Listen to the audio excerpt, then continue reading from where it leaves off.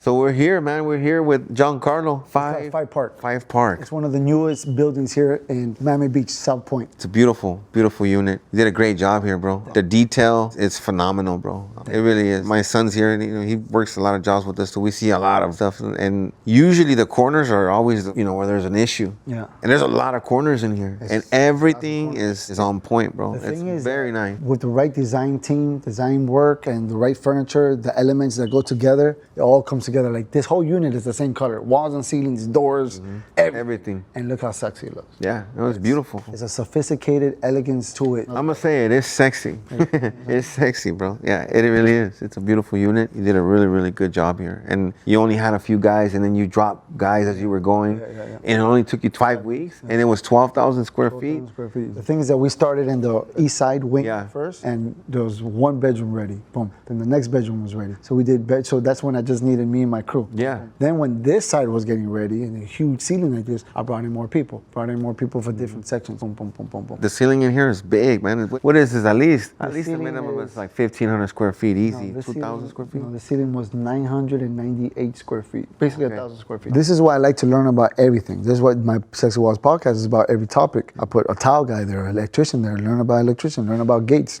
fences, learn about everything. I just learn. I just want to know. When I'm here and they're installing this marble and the granite and there was problem with plumbing and they're all talking there, I go in there and I find out what they're talking about just for me to learn. And I'm like, oh, okay, that's smart what they're going to do. I wasn't doing a restaurant and they all put the team, all the waiters there and then the managers there, wait on me. And they're all watching how they do it. I'm watching them training. Here's the menu. How may I help you? You see what you did there? You didn't do this. You didn't say this. Boom. All of them writing it down. I'm just there looking, watching that shit, learning. Like, yo, let me learn from this training. The veal. What's the veal? Part of the cow. You don't know what the veal is? Like you're trying to, if a customer asks you, what's this? What sauce is this? You don't know how to answer it? And you were learning, you were just watching. Like I used to work in different stores, right? When I was in high school, like Office Depot, Office Max, Best Buy. What I did, me personally, was walk through all the lanes. I worked in Walmart too. All the lanes to learn about everything the store has. The one thing I hated the most when I was walking in Walmart, hey, where is blah, blah, blah, blah? And you didn't know. I have no idea. I don't even know what that is. Yeah, it's a thing for blah, blah, blah. And you're like, oh, okay. I wanted to know everything about everything. One time there was a test on me. It must have been like to see how I deal with customers. Office Depot. Hey, I'm looking for a left-handed pencil. A left-handed pencil. Is there such a thing? So I'm like, I looked at him at first and I was like, what kind of stupid question is that? So I was like, yeah, come here. I took the pencil with my right hand. I put it on my left hand and I said, right here, left-handed pencil.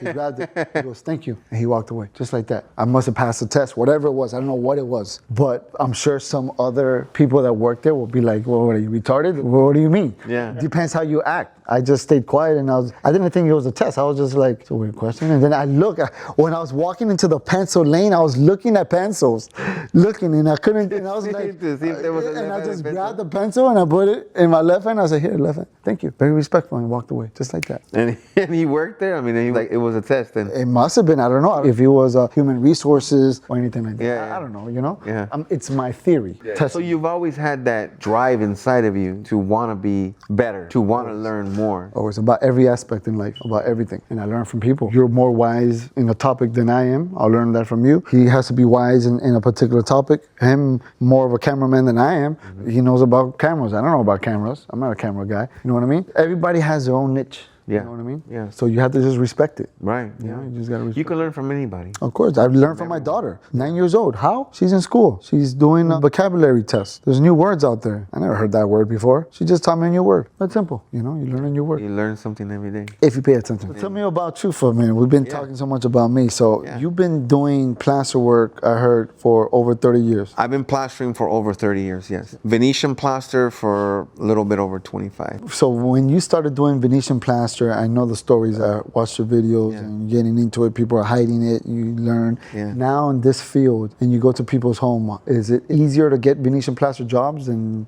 is that all you do now? Venetian plaster, Marmorinos? That's all I've done You don't do no more plaster work, no more fixing walls, skimming walls, painting. You're not a painter or nothing? No, I don't do any of that. I do nothing but Venetian plasters. Same here. Yeah, just decorative plasters. Back then, all I did was, I would say for the last 25 years, I've done nothing but Venetian. Venetian plaster, nothing but that. Occasionally, you know, I do a little bit of like La Habra. Yeah. La Habra, you know, La Habra product. It Yes. looks a little bit like well, it's a lime plaster, but you know, I'll use it indoors sometimes. You know, it's like a stucco product. I just been doing that. If I'm not doing that, I'm not doing anything. Just chilling, you know. I agree. But that's all I do. And when I started plastering, I don't know if you remember this, bro, but back then, before Venetian plaster became a thing here in the United States, the people that I was working for, I didn't even know what it was, dude. I didn't know what it was. So what it was is that you were bringing people from Europe, and the people from Europe used to tape off the wall and put plastic or comforter that you can't see. Yeah, black and plastic. All secret, and I'm like, very secretive. I It was hated very, those people. yeah, dude. I felt like they were gatekeeping. That's really what it is gatekeeping. But and now look at it, it's all over the place. Yeah, it's all over the place. You can see it everywhere now. So it didn't work. I think that was kind of counterproductive, though. You know, to hide it and to not let it be exposed as it should have been. But I don't know. I think everything happens for a reason. Like today, I think the industry wouldn't be where it's at if it wasn't for people like you. You know, and there's not a lot of guys like you. The main thing was been showcasing the work, showcasing the products, all different brands. It didn't matter to me. I was showing off the whole world. Master applicators. Everybody does it. It's different. Remember, every country, every state, every city has different looks, different colors. So you just have to learn what is the look in your country. In Miami is completely different from going to Europe. Europe is different style. And when you go to Spain, Spain is different when you go to China. Everything changes. You know what I mean? Yeah. Everything changes. So you just have to know your market. Yeah, back then, when I first started doing Venetian plaster, I was already doing, I don't know if you remember, have you ever used Armor Coat? Yeah. So Armor Coat was one of the first ones on the scene, like Armor Coat and Techstone, right? Meoted was right behind them. Like, it was like a big thing that was happening. But prior to that, there was a product, Grosello, the original Grosello. From Italy, it came in metal black buckets. Do you remember that? The original terminology name was called Fine Marmorino. Fine Marmorino. Yeah. So Marmorino, for you guys to know, Marmorino is Little marble. son of marble. Is Bambino Marmorino, son of marble, little marble. And that's the proper terminology, Marmorino. But then there's a lot of different admixtures that makes that Marmorino different. There's fine Marmorino, that's the shiny Venetian plaster. Venetian plaster wasn't created until it got to the United States, the terminology Venetian plaster. And then Carrara Marmorino, they grab Carrara marble, throw it in there. Stuff with sand, they call it this. Now every company has a fine Marmorino, but they call it something else. I call it bling bling. The other person calls it this. The other person calls it that. You know, it's just different people name it different things. I was remembering, you know, like how it used to come in these black metal buckets, and it was hard, like a hard bondo almost. We got it in white pails at that time. White pills? You probably in California. Yeah, in that California, side of the world, it was coming from somewhere else. black buckets, like tar buckets. It was like black tar buckets. And they do that to hide the names. Didn't even really have names on it. Because they didn't want to put it. Nobody, whoever brought it didn't want you to read it and find out where to get it. Yeah. That's what happened. So when we used to get it through a second party, and it was called something else. And then they changed the resin of it to save $1 a bucket, you know, for they to say, but they charge us the same price. We opened it, man, it smells like shit. What happened? And we stopped buying from them, bought it from someone else. Boom. It's a whole nother level of knowing how to buy plaster, dealing with proper people. You guys don't even know stories. And over the years that you've been doing this, because you just recently started selling your own brand product, right?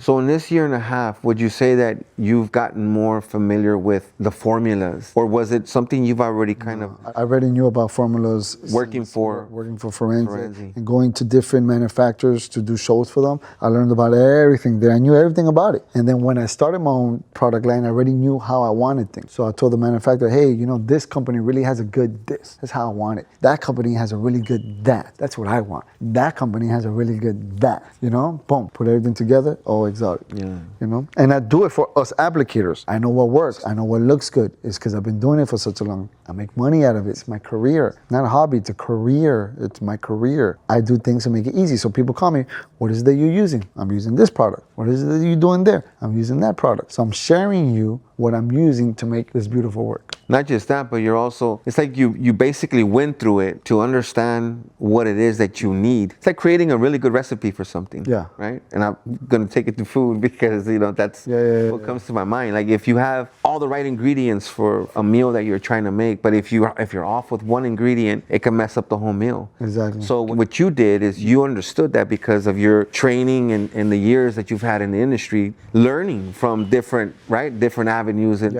actually working for Forenzi for so many years too. You were able to have all that knowledge and understand, okay, this is what I'm gonna need because this is what's gonna work, and this is what's gonna, this is what's gonna be able to work and sell too. Exactly. So that's good. Man. Yeah, and I put all that together, and I learned a lot from that. I learned from people's mistakes, and I put it all together and did my company, and I've been doing very well since then. It's blessed me enough that I can hire people, train people, bring product in, so I'm really deep in the industry, I'm really deep in there. That's good, man. You've actually like carved yourself in stone, bro. Yeah, man. You really have. I can't even get out. It's like a mafia. I can't even get out anymore.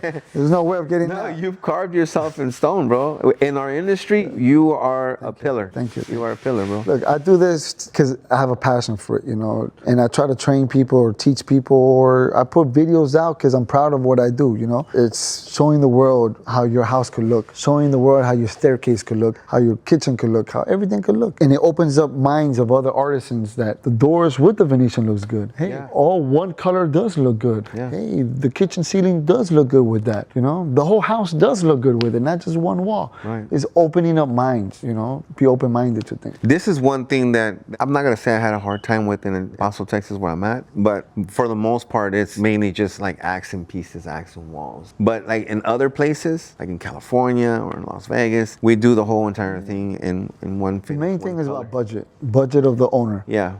So they love it, they see it, and they want it. Hey, I want this here, because of budget purposes. You give a better, price break when you get this kind of square footage. Of course. Yeah, you have to. Of course, you have to. Because I know I do. You have to do it. The people that don't do that, you're lying, or it's better for me because they give it to me. Right. Or they just don't get the whole thing. They might just get a few walls. It happens when I go to jobs and I measure the whole thing and it's out of their budget and they want to lower the price too much. I'm like, I could do it for you, but let's cut off this room. Let's cut off that room. Let's cut off this. Let's not do the ceiling here. Let's not do that. Some people are like, no, I really want to do the whole thing. Right. And what they want is a Lamborghini with Toyota prices. That's what happens. Right. You know what I mean? So you tell them that, just for it to be understand. Look, it's a lot of work. This is the problem. They feel like it's a hookup. They think it's a hookup. This is a hookup. I own a restaurant. Here's a steak. That's a hookup. I own a club. Hey, come in, VIP. A burger. Here's a burger. Thank you. Doesn't cost them anything. I can't say, hey, here's a wall for free. Right. No, I have to go to your house. I have to cover it. I have to actually do it. And you got to pay a guy. Yeah. So I can't really say, I got you. It's a hookup. You know what I mean? Because it's work. I have to actually go there and physically do it and just giving you a steak. You know what I mean? So it's a little different hookup than, this, because they're like, come on, man, you can do it. It's a little bit more difficult than that, Right. I have to go park. I have to find parking. I have to pay for parking. I have to bring all this crap inside here. Yeah. You know what I mean? You have to bring a Home Depot in here, mix stuff, whatever it is. It's not that easy sometimes. And it's always risky too when you come back into a job when it's already been done, when the floor is not really covered. I mean, not that you're going to come in and make a mess, but there's always... You get trained to work in places like this. It's not for everybody. You know what I mean? So I have a lot of drywallers, painters that want to do something like this, but they're very rough. So I teach them how to finesse things more. Hey, you're in a different level. You go into a different level, you have to do different things. That shirt that you have, it's all full of stuff. Oh, it shows that I work. It shows that you're messy. That's what it really shows. It shows that instead of putting it on the wall, you put it on yourself. So it's a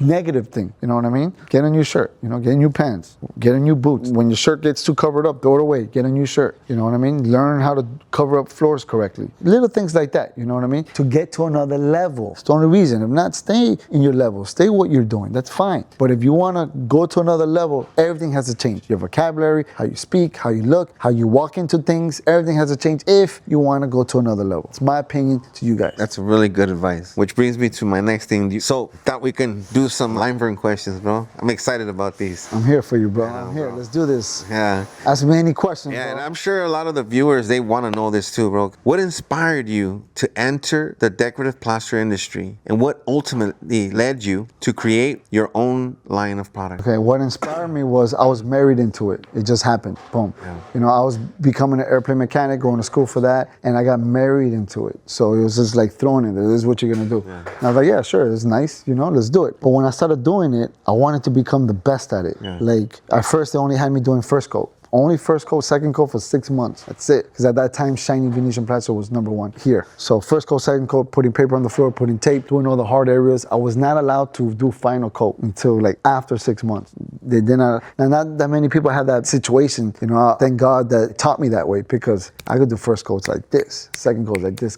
Anyway, so I learned that way. So I was married into it, and then I became a passion of it. I fell in love with it, and I want to continue doing it. It seems like anything that you would do, you're going to be passionate about. Yes, I recommend that for anything, for anybody. Just don't get a job just to get a job. Have passion for it, because then it doesn't become a job anymore. It's become something you love, and then you're doing something you love, and you're getting paid for it. It's a win-win situation. If you're just doing something for money and you're not happy doing it, look, there's a thing from a guy that says, do you think the owner of the concrete company, the huge owner of the concrete company, likes concrete, likes what he does? No, he wants to be on a boat and know that. I disagree with that. The owner of the concrete company, you can ask him any question about concrete and he'll be able to answer it. He will know more concrete about anybody in his own company. That's why he's the owner. And he could now have employees and run it, and he could be on a boat now. You know what I mean? But you ask him any question and he'll know how to answer it. Yeah. That's why you're the owner. That's why you're the boss. You know what I mean? Of a company like that. That's a great way of putting it. Because that shows that, you know, passion. And that's why you have what you have, and that's why you've had the success that you've had. Because the passion that you have, you can see it, that it's behind everything you do. Yeah. And it's in front of everything you do. That was the first question. The second question was about lime plaster, why I wanted to start my own brand. See, I pay attention. Yeah. Yo, lime plaster, man, I always wanted to have my own brand. I'm building an empire. So it's the exotic empire. And I started with the trowel line, and now I'm starting it with the lime plasters. I'm gonna have all micro cements, metallic plasters, everything. It's just a passion that I have, building something from nothing, you know? That's great. So you got more products coming out. Oh yeah, for sure. You're keeping up with of course, what's you have going to. on. Yeah, you can't stick. Yeah, because everything's changed. There's a lot of changes that has happened in the industry. Yeah. You have to be up to date. Right. I'm always up to date on everything. I know everything that's going on. I know if you broke something. I know if you stole money from something. I know everybody in every applicator. That you guys don't even think I do, but I do. Yeah. I pay attention to everything and ask questions. That's good, bro. All right, here you go. Number 3. What has been one of the greatest challenges you faced in building and growing a plaster manufacturing company and distribution? The hardest thing is trying to keep my application company running too, because my application company is the main money maker, and I already have problems doing that, like situations at job sites, employees, stuff like that. Now I'm starting a whole nother company selling products. What does that mean? It means that now you deal with other people's problems, people that you're selling buckets to, having the same problems, the problems that I had of whatever it is, and I have to try to fix their problems. Or they send me a picture, something that I have to match from a job of yours. They send me this, hey, I want that exactly. Then I have to try to match it. So now it opened doors to a lot of different things. So now it's more stress, I have to wear more hats. Right. In that sense. I've been doing pretty good, but I have a good team. The hardest thing is getting the right team. You have to have the good team with you that has your support and has your back and that loves you. You know what I mean? If you have a bad team that are rooting for you to fail, it ain't gonna work out for you, man. You know what I mean? Let me ask you a question like that's not in these actual questions. It's regarding what you just talked about, facing the challenges that you face, because obviously you faced quite a bit of challenges. We've talked about some of them since we've been here. And I admire you, bro, for your strength and for your,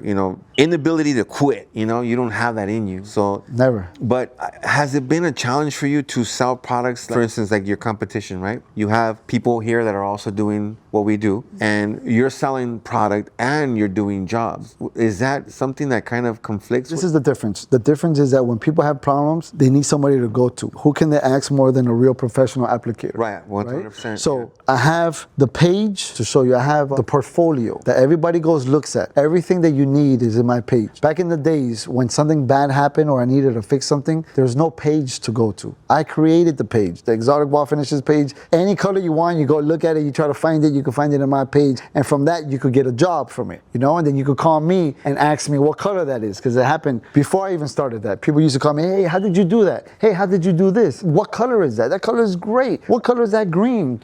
So I was already helping people out while I was applying. Why not help people out and sell my product in the same time? So the same product I'm using, I could give to the customer, you know what I mean? To the applicators, and I could teach them how to use it the proper way. I was already training classes for other people that I wasn't making any money for. I was training people. I was doing so many things for everybody for free. Now I'm doing it for my company. Whatever I'm using to make this beautiful things, I'm giving it to you guys, and I'm teaching it you guys. It hasn't been difficult because I'm the best candidate for it. You know what I mean? That could sell the product, do the plaster, get the product, grab any product, grab it, and apply it in a wall and make it look pretty. If it's cheap, if it's great quality, it's whatever. You just give me something, give me a spoon, and I'll figure it out. You know what I mean? I will. It's a passion that I have, and I enjoy, and I'll continue doing it. I'm not gonna slow down. I'm just going harder and harder with it. You know, I enjoy doing it. In the end of the day, it'll be more my retirement plan. So stop applicating and just sell product and stay in a desk teaching people how to do it and selling product. More my retirement plan. It's a good plan. You know what I mean? It's a good plan. Because how long can you continue applying? Right. I'm teaching people how to apply, my crew, so eventually I could stop applying. You know what I mean? Yeah. I'm 50 years old and I'm still doing it. And I see people doing it 65 years old, 70 years old, still doing it. Yeah. Why? Because they don't have a social security. They have nothing. So they continue working because they don't have anything. I learned that from other applicators. They can't even retire because they don't have anything. So I started young with a retirement plan. So when I become 60, I get all these millions in the bank already because I learned from them. Look, you're 60, 65, 70. They had to continue doing it because they had to pay their bills. You know what I mean? So I learned from their mistakes, how that not to happen.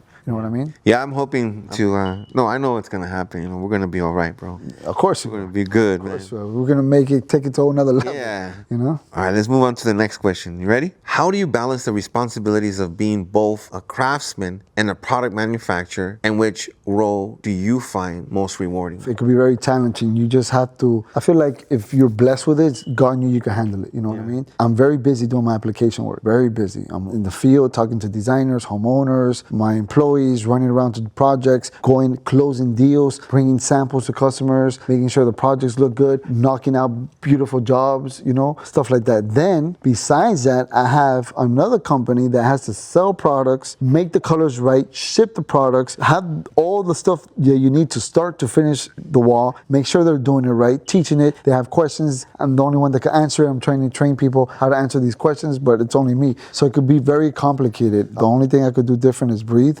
and try to have a good team with me. Right. So you find it more rewarding to do the actual applicating. I like this. Yeah. You come to this, me bringing you here, I love it. You know? Yeah. It's rewarding too. Then when I'm done, I could go to the office, to my little empire, sit down in my Sexy Walls podcast, my throne, my Marmorino throne, and help people out too. So I don't know, man. I think both is rewarding for me. I like both. Yeah. If you had to choose, this is just my own personal opinion. I think it's a hard one for me. I think you're more of an artisan than this. I mean, you're a salesman, obviously, because you're great at sales. But what I'm saying is that I think that you, from my own personal opinion, I think that you probably like applying more. I enjoy doing this. It turns me on. Yeah. I love this. Well, yeah, the whole name, that's how it all started. Exotic, baby. Yeah, that's how it all started. It just turns me on, you know? Right on, bro. All right, we'll move on to the next one. So, throughout the years, you've helped educate and influence many artisans. Who were the individuals that helped shape and line burn you, even though we talked about it earlier, in the early stages of your career? Yeah, so I entered into this family that it was very strong Christians and very strong in religion. I walked into it and they started doing Bible studies with me, and I loved learning about how everything was created, why we speak different languages, why everything. I enjoyed listening to it and what's going to happen, the end, why do we die? I like learning about these things, so I learned about it. And we had a master applicator that was the best applicator at that time that does Bible studies and all that, and he worked for our company. So I asked him, hey, you could Bible study with me and teach me at the same time. So I get 2 deals with 1, you know what I mean? Yeah. So he was the best. His name was Michael Martin. He brought me in and he taught me all his secrets, man, and I learned from him and the rest of the team, and I learned from a lot of people coming in and out in the industry. Hey, how did you do that? How did you do that? So there's a lot of people out there that helped me become who I am. You know what I mean? Would you say that God had a big role in it? Of course, bro. God always had my back. Yeah. God still has my back. I do things properly. I do things right. You know what I mean? Not hurting anybody and stuff like that. That's good, bro. I'm for sure Team God. You know what I mean? That's great. I help people out, man. You know? No, you see it. You see it. I help the industry out. I help my employees out, my family out. Whoever I could help out in the best way to my ability, I would do that. In the time when in our industry, this was very secretive, like Giancarlo was talking about it earlier. We would be on job sites and people would be covering things up. We would be doing different finishes and there were other guys hiding what they were doing. But Giancarlo, what he did back in the day, he invited the world in. He turned on the cameras and he did his own instructional videos without the approval or even the support, of most of the people in our industry. I got loved and hate for it, you know what I mean? And I was and doing it for free for everybody, teaching people how to videos, how not to do things, how to do corners, how to fix your trowels, how to break in your trowels, how to fix a scratch, how to fix a wall, how to do shining, how to do matte, how to do textures, all that. There's videos out there, you know. There was one time they invited me to a class and they're like, man, you look like this guy, man. You like this guy in YouTube, man. This popular guy in YouTube, but very skinny. I'm like, oh shit, that was me. They're like, yeah, it's you. Yeah, you're right. I just have, you know, thicker tattoos now. But yeah, man. So people for sure been watching the videos, and I feel like the videos has been a big help for many people in the industry. You know, because a lot of people can't afford to take a class. Right. So they're watching YouTube and stuff like that. You know, I inspire. I'd rather you guys take a class. It's better to learn one-on-one, face-to-face, real application-wise, than just learning from a video. That's why I don't do online classes. Online classes are whack. They're for rookies, man. I can't see what they're doing wrong. They have to, now you have to order the boards, they have to prime them, they have to get the proper trowels, they have to break in the trowels, because then you're going to start with brand new trowels. Brand new trowels, starting to learn how to do Venetian is not going to help you. The new trowels are going to give you scratches and everything. Right. You know? So many things that come with it. Yeah, I agree with you 100% on that. Just a few months ago when we talked about that, how important it is. If you're going to do something like this, that what we do is very integral. So you can't just get in it and just expect to be good at it right away. Some people do it though. Right, yeah, you're right. Some people have done it. Some people have done it that learn and they're good at it, and they come to me and they're like, look, I learned all this from you. I'm like, man, you do great work. Yeah, you're right. You know? Yeah, some people have the ability to do that. Hey, kudos to you. Yeah. But to the other people, like if you could afford it, invest in yourself and come take a class. Yeah. Even if you're already a professional, learn from other professionals. Come learn from different people. Learn different things, you know? All right, so let's move on to the next one. Ready? How do you feel carrying the responsibility of guiding and mentoring the next generation of artisans entering this craft? I love it, man. I love it. It's a weighted responsibility. Yeah, I've been doing it for many years now, so I love it. And I started helping people. I started thousands of people, not hundreds, thousands of people start their own companies. Thousands. And I continue doing it. I enjoy it. You know how happy it is? Hey, man, because of you, I could buy myself this car. Because of you, I bought myself this nice chain. Because of you, I married my wife. It's beautiful, man. It's a blessing to even hear that. And thank you for even telling me that. It's nice because it motivates me.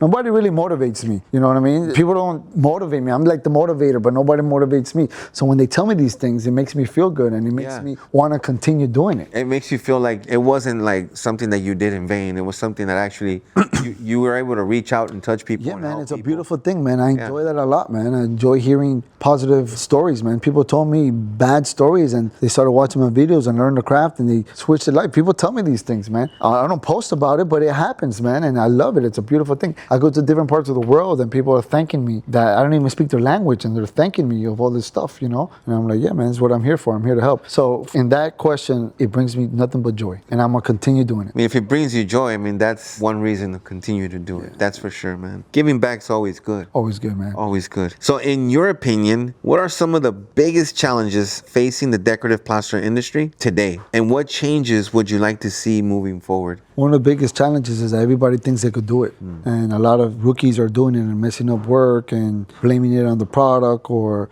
you know, customers are getting upset. Customers, you know, it's one of the hardest things to fix because every company sells it to whoever. You know what I mean? You don't really have to just take a class to buy the product. Like me, I sell the product to whoever. If I only sold it to people that take a class, I'll go out of business. You know what I mean? That many people are taking classes, you know? So it's a business, you know, you're selling product. That's why I teach videos, you know? But that's one of the biggest challenges of people giving good work to people. To have a plain wall, an ugly painted wall, and to make that wall look like a piece of concrete, to make it look like a piece of stone, it's a beautiful thing. And we're teaching that to people. And that is the vision that I have. The vision is to have everybody in the world to have one accent wall in their house. That has been my goal for life, has been my goal since I started doing this.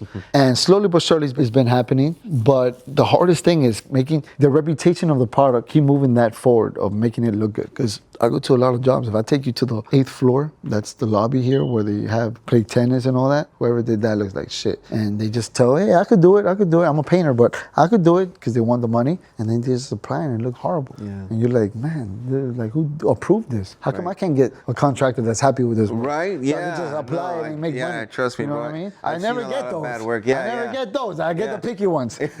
Which is good because they make us better. Of course. Yeah, they make us better when we get the picky ones. But yeah, sometimes I'll see that I get a little frustrated. Like, man, that's messed up. Like, how did this dude get this? I go to job, restaurants you know? and I'm They looking, I'm paid like, him man, for this this. looks like crap. Yeah. Man. And they're happy with it. I go to Mexico. Yeah. And a lot of lobbies. And like, this is Venetian, this looks like junk. And they get paid for it. You know what I mean? Yeah. Like, how come I can't get a job like this? Right. That's so easy. They're not picky about it. Yeah, no, but you know, the only reason why that you're getting the work that you're getting is because you're already in with the people that you're in with. Yeah. And they're on a higher level, so Plus, they're I'm gonna picky. expect. I'm picky too. Yeah. So I look at, hey, I don't like it, man. We got to do something else. Yeah, you got to do a little bit better. You got to redo the wall. Yeah. Yeah, if I'm not happy with the wall, we redo it too, bro. Even before the client sees it, if I see something, I'm like, yeah, let's just redo it. What happened right here? I answered my phone. Why'd you answer your phone, bro? All right, we'll move on to the next one, yeah? When your career is remembered years from now, what would you most like your legacy to be? An artisan, an innovator, a manufacturer, an educator, or something else entirely? A good man. Like I always said, if you die tomorrow, what would they say in your funeral? I say that to people. What would they say in my funeral about me? That all I do is work. You know what I mean? I'm a workaholic. I would like to have a good story. He was a good guy, good father, good husband, good person, brought value to the world, teaching people how to do Venetian. You know what I mean? That would be the titles I would want. You know what I mean? Being a good man, bringing value to the world. You know, my ability that I have is seeing the table and seeing what the table needs and bringing that to your company, to that company. Hey, this is what you're missing. Boom. You know, that's one of my good abilities that I have. Seeing what's missing, then we'll come and correct that. That's what I want. So I would say great that a visionary that I did all this. I built an empire that I do Venetian plaster, master applicator, stuff like that. Marmorino king, great. But it's not only that. It's more about being a good person. That was a good father, good husband. That was a great guy. You know what I mean? Not like, oh, to the best applicator to the world. Nah, man, hey, that was a good guy. That's what I really want. That title. Right. So there's more value in that. Being remembered as being a good person. Yeah, man. Yeah, no, man. definitely. Because, bro. look, when you're old and you have 10 grandchildren looking at you, then I can ask you, oh, you did the SLS building and you did this. They see what kind of person you are. Right. You know? Yeah. You're not going to find out how many Gucci wallets you had, purses you had, you know, how many different cars you had. How many finishes you can do? They don't see all that. They see, look at the kids you brought up and the grandchildren you brought up. All that happened because of you. You know what I mean? Like, and they're living well and they're doing well because of you. That's something beautiful. Yeah. To me, Yeah. that's something beautiful. Maybe it's my old age thinking this way now, but you know, I always wanted to be the best and make sure everything comes out perfect and the shiny Venetian plants are the matte. And when somebody starts doing good, make sure. I always wanted to be the best, but now to me, my mindset is something else lately. Right. You know what I mean? You know, I just want to be happy. I want to be happy, man. And at the end of the day, That's why God blesses you, bro. That's why God I blesses want to you. be happy, peaceful. Yeah. I go to job sites, man, and people are screaming, designers. I'm like, hey, man, calm down. Everything's going to be okay. There's a solution for everything. Stop pointing fingers. What's the solution? Maybe sometimes my guys mess up and they do something wrong. And I'm like, what's the problem solving? How can we fix this? Make everything afloat. I'm like the problem solver. People come to me to solve problems. You know what I mean? It's a good thing. It's a good thing. I enjoy it. But, you know, I just want peace. I mean, I want everybody to be happy around me. It's hard to do that, but I'm doing it. Yeah, it's a big responsibility. Yeah. I hope that answers the question. It does. It does, bro. It's a great, you know, great it's a little answer, by the way. difficult, but Great it's, answer. I wasn't expecting that, bro. That's a really good answer, bro. Thank you. Seriously, because you know, I was looking at it from a different angle. You know. Yeah, I know the angle I'm looking for. Yeah. Looking for. Like I said, I'll say I love being a Venetian plaster Yeah, artisan. of course. But I don't want. He was a great artisan. No, man, he was a great man. He helped many people. He created this. He did this. That's what I would like. Amazing answer. Thank you, bro. Seriously. Thank you. So let's move on to the last question. What advice would you give to a young artisan, which you give a lot of advice, right? Who are passionate about decorative plaster and hope to build a long-lasting and successful career in this industry. So someone who's just starting out, basically, someone, even though I've heard you, like, you know, in multiple videos, give lots of advice to a lot of people, but someone who's starting out in the industry, like, that wants to make this their actual career, what advice would you give them? First thing is not to give up, you know, because it's going to get hard. You know, when you're starting on your own, like let's say you had a job that you're getting a weekly paycheck and now you're giving that up to start your own company. You don't know what's going to happen. So it can become scary. The main thing is not to give up, to become your own cheerleader, root for yourself, even if nobody's there doing it for. That's what I had to do. I had to root for myself. Believing in yourself, knowing that you could do it. I got this. I could do it. I'll take care of it. Just focus on what you could do and keep moving forward, man. Do not give up. Do not give up on yourself and invest in yourself. Become the best version of yourself. Pray to be a better man, better person. Good, bro. That's That's what I would recommend, to not give up in that sense. Yeah. And then things will just come together for you. You know what I mean? That's how I did it. Yeah. I just believed in myself and I did it, and it was very hard. It was hard when I couldn't pay the electric bill because I left my job and it was scary. And I just continued doing it and believed in myself. I stopped going to birthday parties. I stopped having fun. I just focused on work. I stopped doing everything. I stopped about everything, you know, and I just focused on work, making sure everything looked good, stuff like that. And sometimes you have to do that. It's like when people go to college to become more educated, to learn something. They go to college and they focus on college and they're stuck somewhere and they're focusing, reading. That was my college point. I never went to college. So my college point was this, focusing on my company, believing in myself. That was my college point, that I wasn't trying to get a girlfriend. I wasn't trying to get married. And already had my kids, you know, stuff like that. That was my college point. Focusing, not giving up. I just got in a big divorce, changed my whole life. Didn't know how to pay any bills. I had to learn how to pay all the bills by myself. How to do all that stuff by myself. You know, how to move out, get my own furniture, everything. That was very rough, but I believed in myself and I continued doing it, and I built what I built by believing in myself. So don't give up. Don't get distracted. Don't give up. Yeah, don't get distracted in stupid kid stuff. You know what I mean? Don't worry about what your neighbor's doing. You know, I don't worry about what anybody's doing. I just worry about what I'm doing. And if you're doing great, I know you're doing great. I push you to do great. But I'm not watching you 24/7 like all the people that, you know, stalkers and stuff like that. Yeah. I just worry about myself moving forward. That's what made me what I am. Right. Just focusing on that. Right. You know, and plus you have kids, so you have to give your attention to your kids. You do have family, that you have to do that. You do have to pay attention to your car and do your car services, oil changes. You have to pay attention to your house, you know what I'm saying? Maintenance your house. You have to eat properly. So there's a lot of things that go to it, you know, while you're stressing and trying to pay the bills. You know what I mean? There's a lot of things that go to it that you don't think about, that's behind the scenes. This advice that you just gave right now is going to help, even though I've heard, you know, like I said earlier, you give a lot of good advice, but there's a lot of people out there that are struggling right now, you know, especially like, I want to say in our industry, because our industry, when you're doing work and you're doing good work and people know who you are, you make good money doing what we do. But there is times where, you know, there is some fluctuations. It happens. Sure. So, So, you know, you start to kind of maybe feel a little bit like, oh man, I don't know if I'm, you know, doing the right thing here. Maybe I might need to, you know, change my and that options. happens because you don't have no motivation, people telling you doing good, and it's gonna happen. Yeah. People are not gonna believe in you. You know what I mean? That's why you have to believe in yourself. And you just gotta focus and just continue doing what you're doing. If you have a vision, go with the vision. Yeah. That's your plan A and your plan B. Right. That. Don't be like, oh, just in case, I'll just do that. Yeah. No, just keep doing that. That's all I did. Look, the people that are laughing at me, that talk crap about me, now they're asking me for work. Big difference. I know for me, I experienced a lot of that too, bro.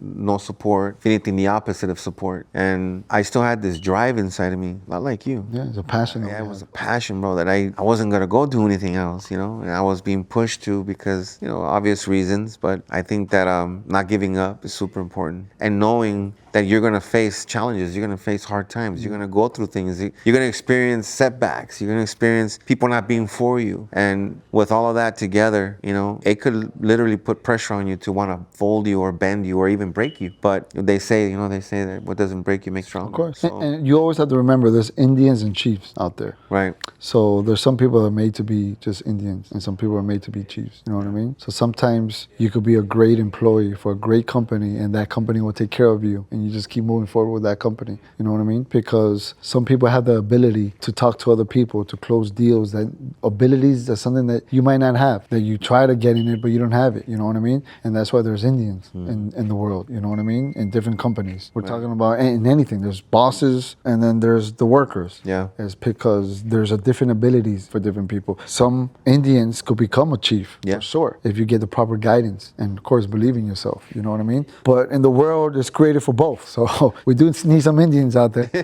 We need them for sure. I need employees. You You know need what I'm trying to somebody. say? I can't make everybody another me. We need somebody to burnish for us.